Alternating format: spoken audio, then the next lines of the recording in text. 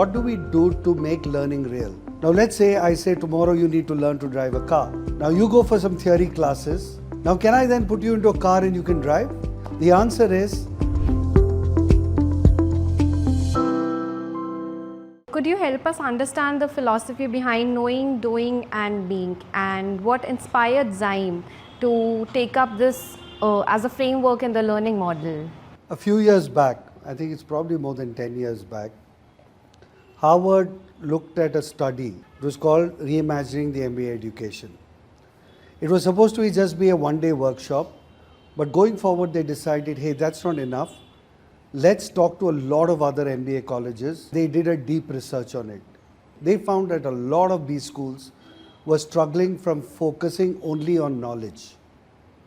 So at that point they said, hey, what do we do to make learning real?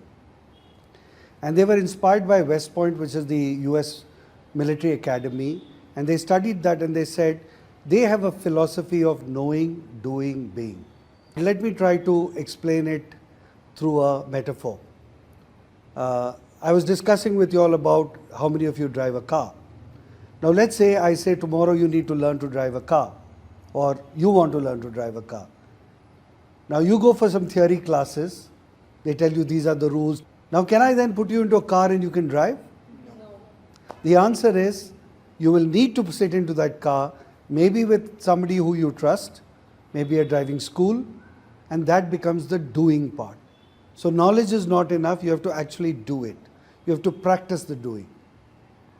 And then there is the being part, being very self-aware, being aware of your surroundings, being able to interact with it. Now if somebody is able to adapt that whole concept, I would say they have done knowing, doing and being. Now let's take that to MBA education. So knowing is knowledge, doing is being able to get practice, and being is being able to live that philosophy. Let's take a subject, let's say strategy. I can teach you OKRs, I can tell you a balanced scorecard in class. That would be knowing. Now, how do you adapt that with a project, put a company to it and say these are the strategies we'll adopt? You have to actually take data, work with it and find out how do you actually do that. And being part, obviously, interacting with your classmate, working with the different perspectives makes you more inclusive. I call them capacities. There's a knowing capacity, there's a doing capacity, and there is a being capacity. If you just do knowing, there will be a knowing-doing gap. So you'll come with all this theory but will not know how to do it. And that's why we have adopted it to say that, can I do knowing, doing and being